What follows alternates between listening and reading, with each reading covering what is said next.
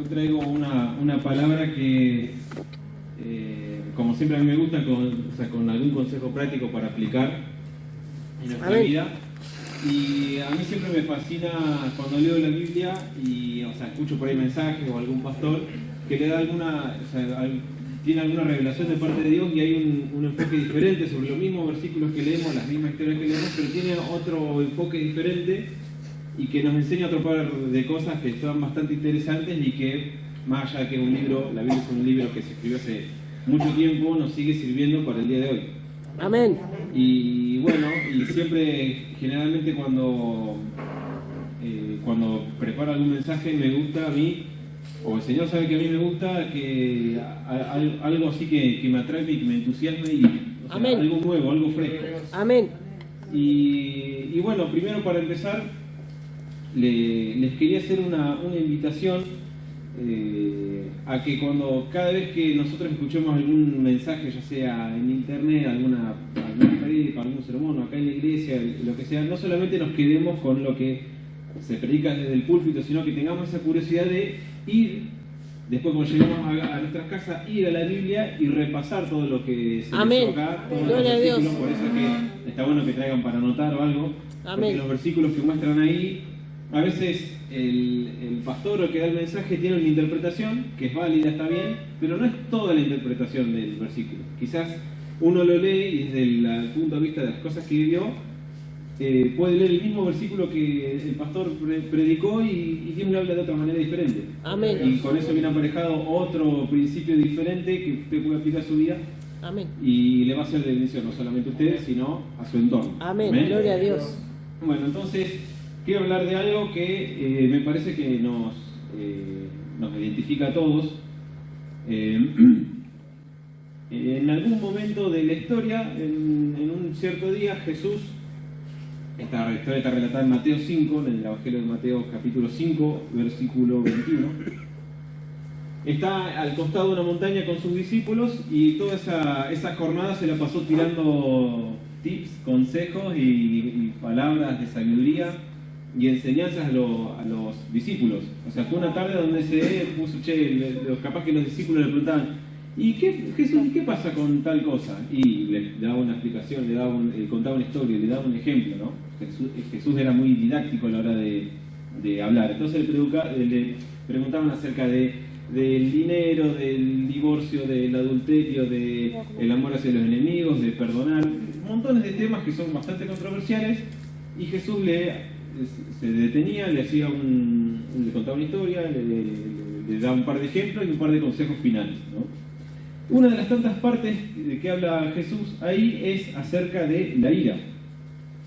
Y en Mateo 5, verso 21, lo vamos a leer, dice Jesús y la ira, dicen en algunas Biblias. Dice Jesús, oíste que fue dicho a los antiguos, no matarás, y cualquiera que matare será culpable de juicio. Pero yo os digo que cualquiera que se enoje contra su hermano será culpable de juicio, y cualquiera que diga necio a su hermano será culpable ante el concilio, y cualquiera que diga fatuo, o insensato, o una palabra parecida, quedará expuesto al infierno de fuego. Dice, por tanto, si traes tu ofrenda al altar y allí te acuerdas de que tu hermano tiene algo contra ti, deja allí tu ofrenda del altar y anda, reconcíliate primero con tu hermano y entonces ven y presenta tu ofrenda. Ponte de acuerdo con tu adversario pronto, entre tanto que estás con él en el camino, no sea que el adversario te entregue al juez y al juez al alguacil y seas echado en la cárcel. Cierto te digo que no saldrás de allí hasta que pagues el último cuadrante. O sea, en el Antiguo Testamento, cuando Moisés recibe los mandamientos de parte de Dios, cuando desciende del monte Sinaí, uno de los mandamientos era no matarás. Y ahí se instauró en ese momento la ley, lo que se llama la ley del talión, ojo por ojo, diente por diente. ¿Qué significaba eso? Si alguien le hacía un mal a una persona, esa persona era merecedora del castigo igual, proporcional al daño que había cometido, ¿no? Entonces el Señor Jesús dice, bueno, ¿vieron que estaba la ley del talión, ojo por ojo y diente por diente? Arranca diciendo, bueno, ustedes escucharon que el mandamiento dice no matarás. Bueno, pues yo le agrego otra cosa más ahora. No solamente no matarás, sino que si te enojas contra tu hermano, lo insultás, le tratás de necio, de imbécil, de tonto, de lo que sea, aún así también vas a ser culpable. O sea, no solamente ya era pecado o estaba mal visto por Dios matar, quitarle la vida a un ser humano, sino también tener un pensamiento negativo hacia esa otra persona. Ahora, en el Antiguo Testamento, ¿para qué estaba la ley del talión? O sea, nosotros cuando leemos esta parte, generalmente muchos pastores predican como que esa ley que se había instaurado antes era como algo malo, ojo por ojo, diente por diente, y lo explican. ¿Cómo lo entienden ustedes? ¿Cómo yo lo entendía cuando era chico? Si alguien venía y le sacaba un ojo a alguien, bueno, che, vos estás autorizado a sacarle el ojo a ese. No es así. Era una forma de expresar de que si alguien comete un daño hacia otro, esa persona recibía un castigo igual de proporcional. O sea, vos causaste dolor a esa persona, lo dejaste inválido y todo, entonces tenías una consecuencia.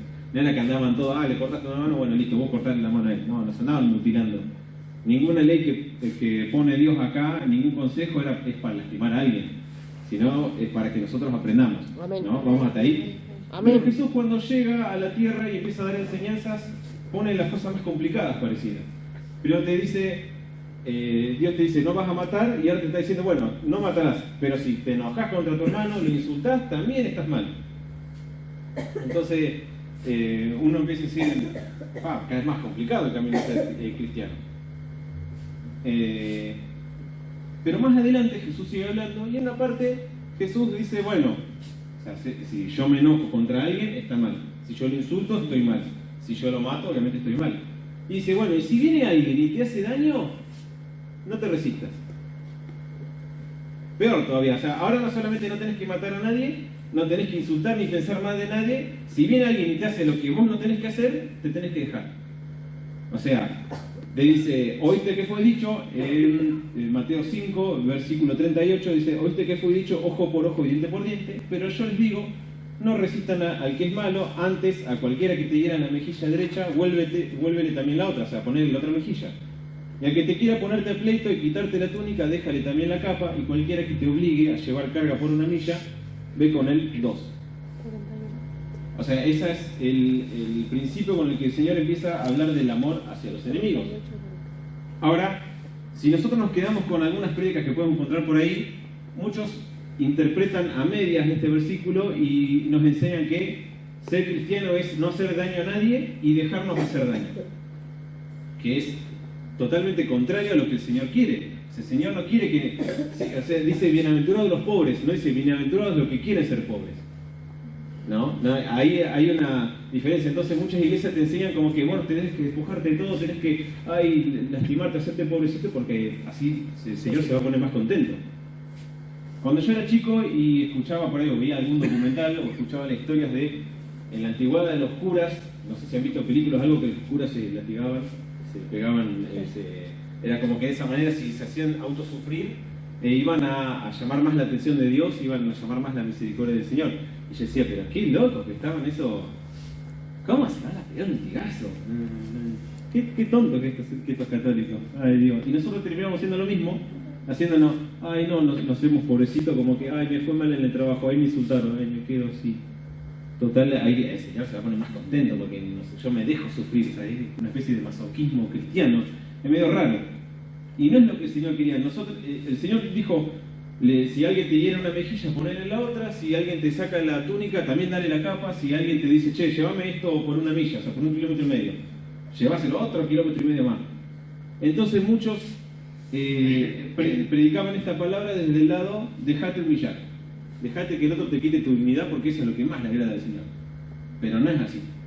El Señor dice, bienaventurados los pobres de espíritu, porque de ellos el reino de los cielos. No dice, bienaventurados los que quieren ser pobres o los que les gusta ser pobres. No, bienaventurados los que están pasando por esa situación, porque van a tener una respuesta. Amén. No dice, bienaventurados los que se meten en esa situación. No es así. ¿Me siguen hasta ahí? Amén. Hace mucho tiempo en un pueblo de Brasil había ciertos terratenientes, tenían ciertas tierras que estaban siendo trabajadas por campesinos, ya sea sembrando, cosechando, teniendo animales, y viene cierta parte del gobierno, de unos gobernantes, y se le apropian de todas esas tierras. ¿Qué hacen los dueños de esas tierras, de esas pequeñas chacras y eso? Se levantan en protesta. Claro, se levantan en protesta, van contra el juez que era también corrupto y los mete preso a todos. ¿Y qué hacen Miren lo que hicieron los campesinos, los que estaban trabajando en la tierra. Se unieron todos, fueron hasta la casa del juez y le dijeron, juez, también metenos presos a nosotros, porque nosotros somos culpables. Si nosotros estamos trabajando en la tierra que no era de estas personas, entonces estamos como usurpando. Metenos presos a nosotros también. Y se quedaron todo el día así sin trabajar ni nada hasta que el juez se dio cuenta, che, si los meto preso a esto, por más que estos sean nosotros seamos los dueños de las tierras, ¿quién la va a trabajar si nosotros dependemos de los campesinos? ¿Qué tuvo que terminar haciendo el juez? Liberar no solamente a los campesinos, sino también a los que habían metido preso al principio. O sea, estos campesinos, estas personas, habían sufrido el robo del gobierno y no se levantaron en protesta a romper, quemar llantas, quemar cubiertas, tirar piedras en el Congreso, nada. No, sino se fue y parecía como que hicieron algo ilógico, se entregaron. Che, bueno, metenos presos nosotros también. Y el juez no tuvo otra que devolverlo porque lo pusieron en jaque.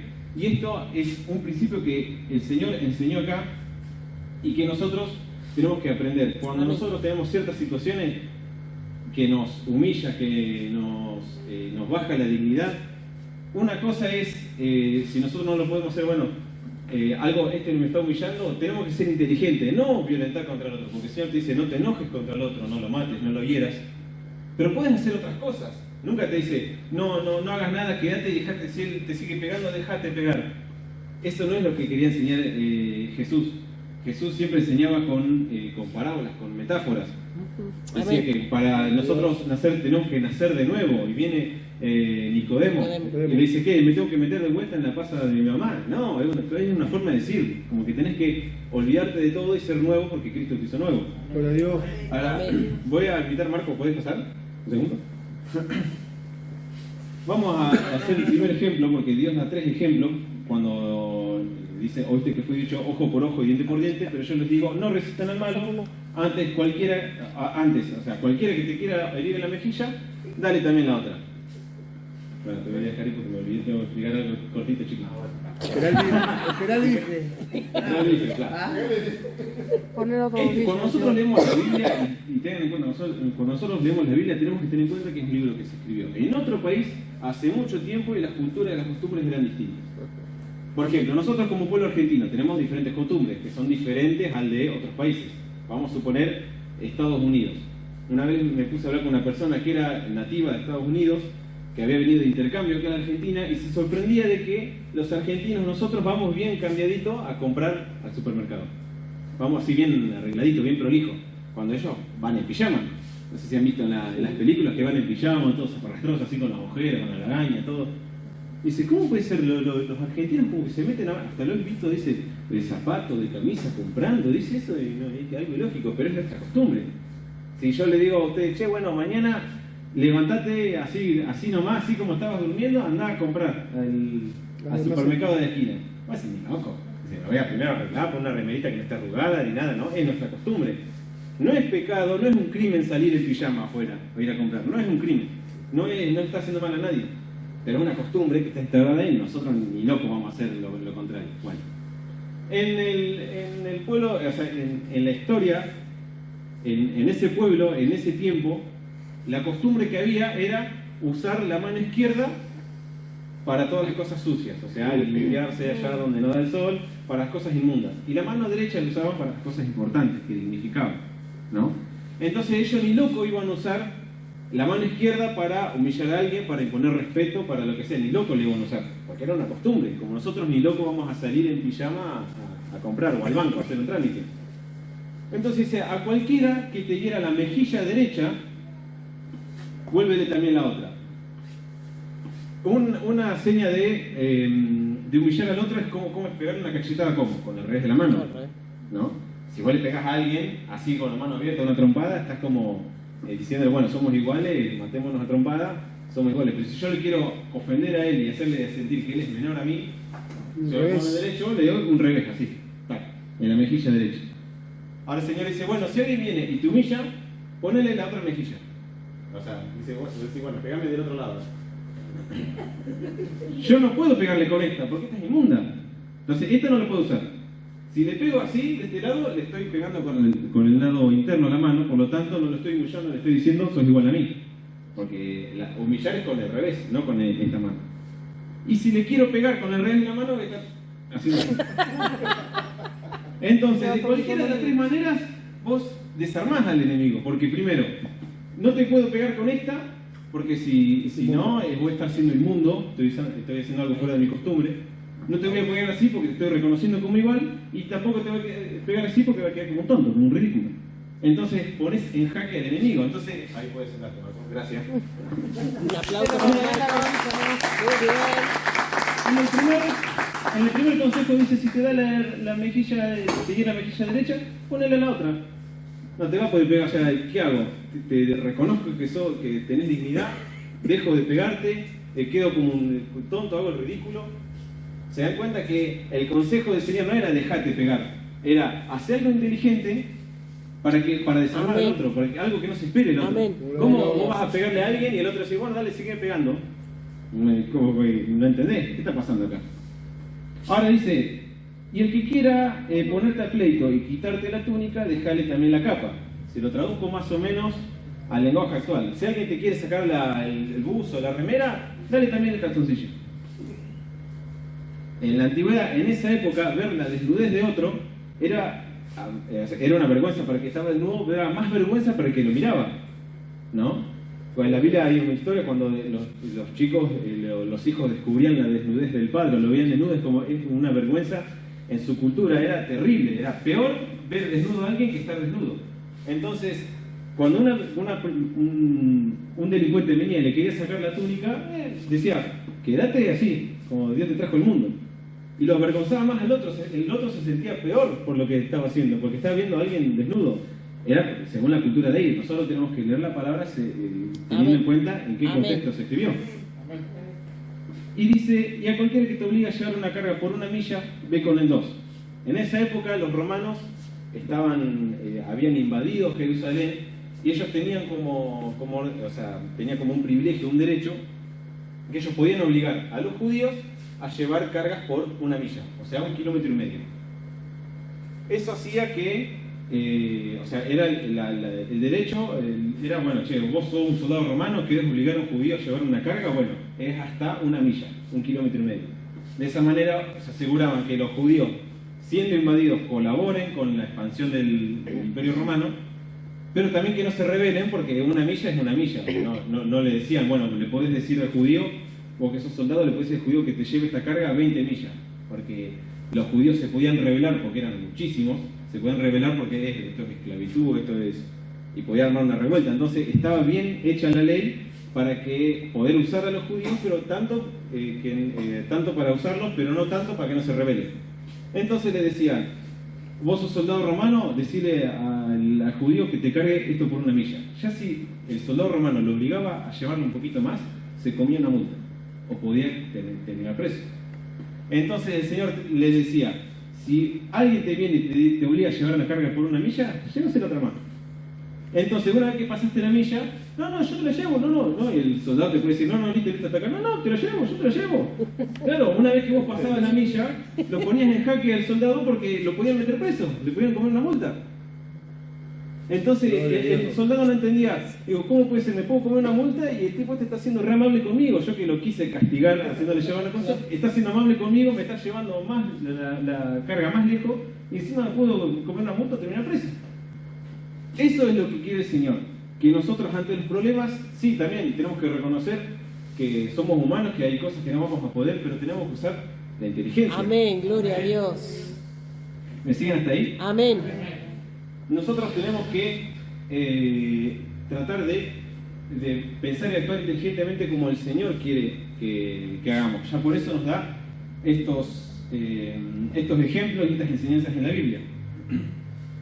En la historia, en el Antiguo Testamento, hay montones de historias así, cuando venía un ejército y quería atacar al pueblo de Israel. Quizá cuando vienen a invadirlo 3 ejércitos diferentes, el Señor le dice, bueno, no vas a combatir con espada, y les hace poner unas antorchas bajo unos cántaros y uno que suena unas trompetas. Nada que ver, imagínense que venga Rusia, Estados Unidos a invadir acá a Argentina, y le dice el Señor, bueno, cada uno agarra su guitarra y salga afuera a hacer así. Pues sí, ¿qué tiene que ver? Si va a volar una bala y vamos a salir todos despavoridos. Bueno, así de lógico sonaba, Pero cuando el Señor les daba la orden y ellos seguían al pie de la letra, es como que algo ocurría en el pensamiento de los enemigos y los desarmaba, los desestabilizaba. Amén. Gloria a Es Dios. por eso que siempre en la Biblia se nos dice que tenemos que alabar y continuamente estar adorando al Señor, Amén. porque el enemigo viene, nos ataca con montones de cosas y no entiende, ¿cómo puede ser? Yo a este humano lo ataqué con el sin trabajo, le di la enfermedad, le hice hacer esto, que le chocaron el auto, le mataron al perro, pero él sigue adorando al Señor. Lo desestabilizás al enemigo así, lo sacás de órbita.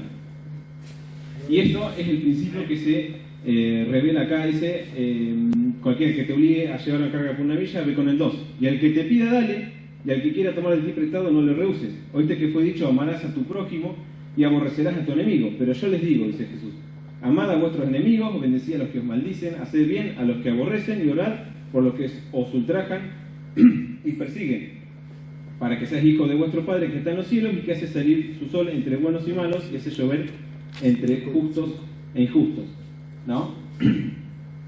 Un ejemplo muy reconocido de este principio bíblico es lo que pasó en los años 50, cuando en Estados Unidos había mucha segregación racial, había mucho racismo.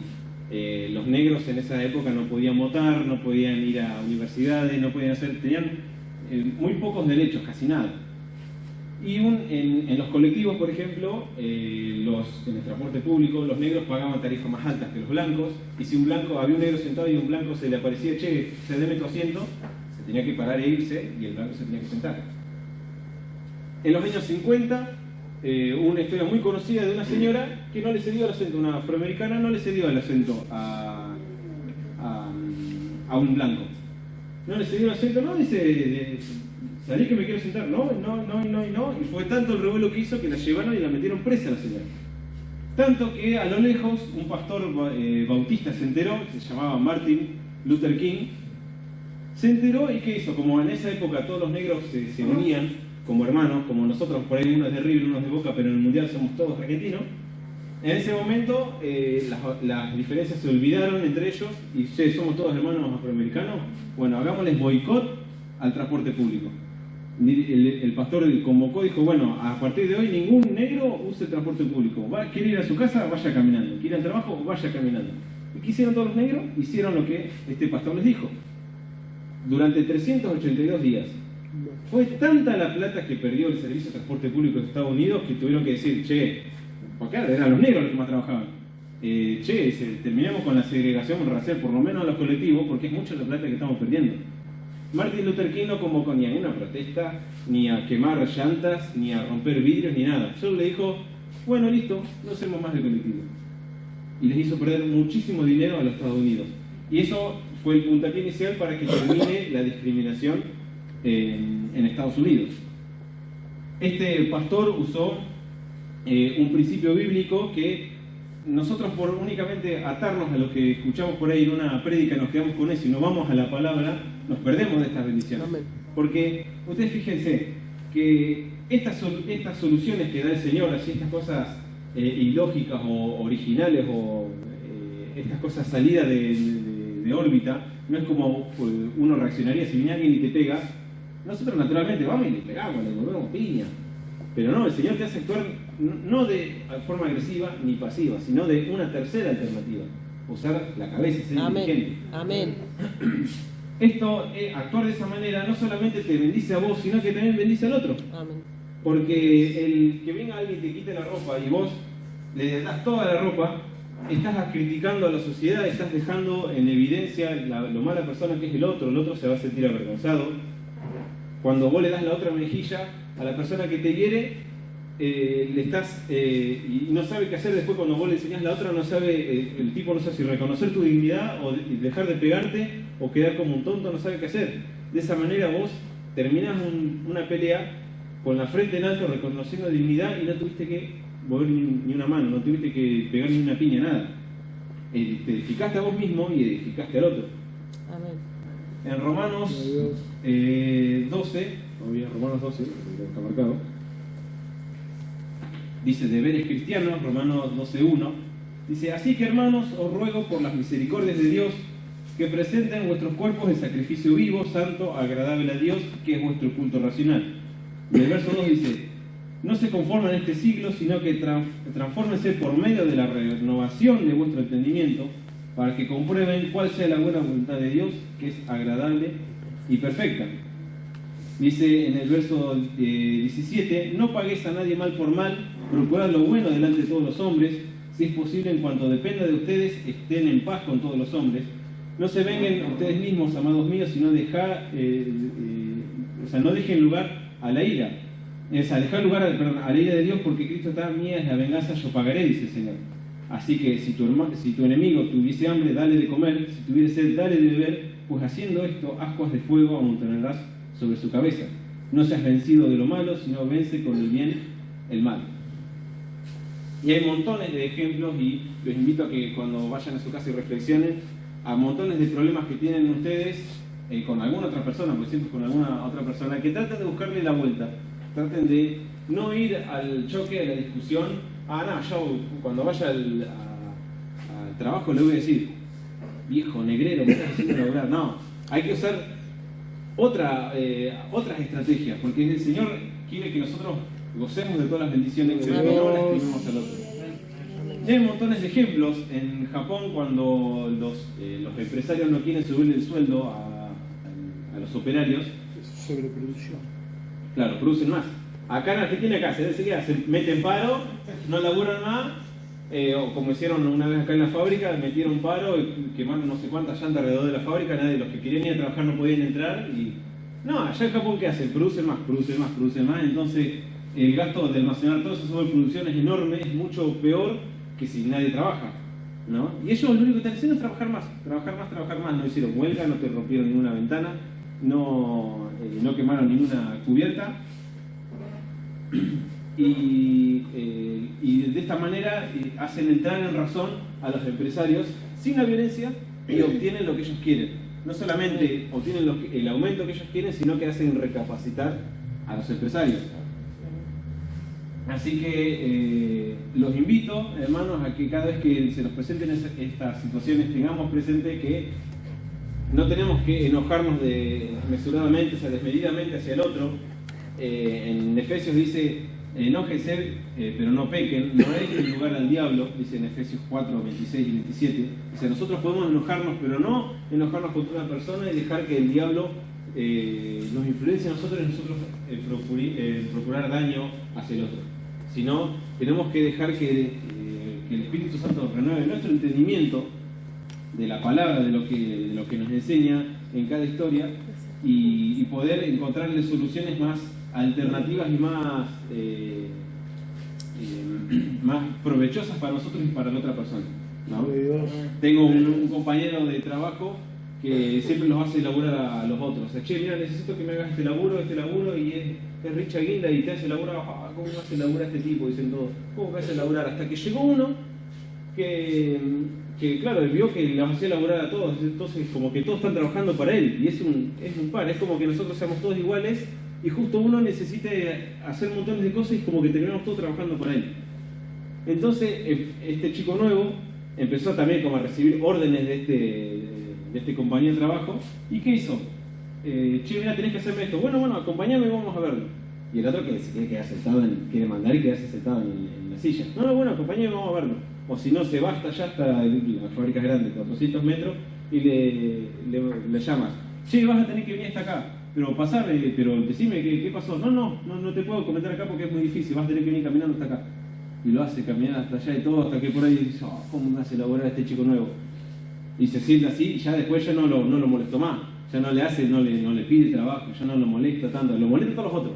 Pero a este que fue vivo y lo hizo laburar más al otro, dice: sí, si querés que te trabaje, bueno, dale. Es como que mi papá diga: che, nos haga trabajar a todos, dice: tenés que ir a construir el templo. Y yo vaya a las 4 de la mañana y empiece a hacer ruido con una retroexcavadora, con una herramienta. Yo estoy trabajando. Claro, pero lo molesto a las 4 de la mañana hasta que diga: che, mira, hoy no vengas a trabajar. Yo no le dije, no quiero trabajar. No, yo sí voy a trabajar. A las 9 de la mañana. ¿Entienden?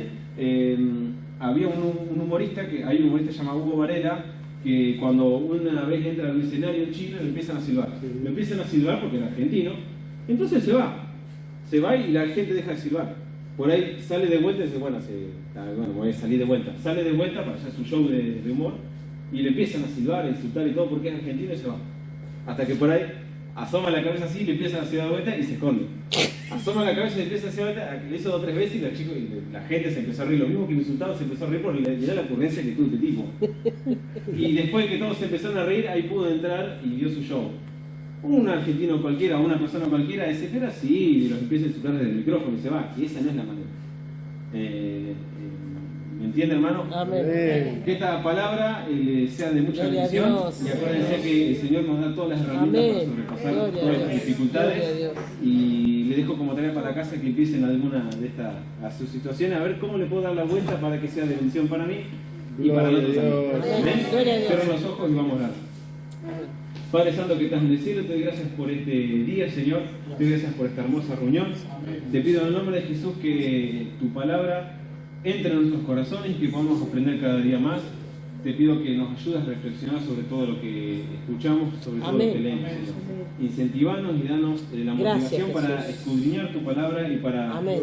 y poner, Señor, en nuestro corazón esa curiosidad por aprender más de vos. Señor. Te pido que bendigas a cada uno de los que están acá, los que faltaron, y que nos acompañes de vuelta a nuestras casas. En el nombre de Jesús, amén. Amén. Amén.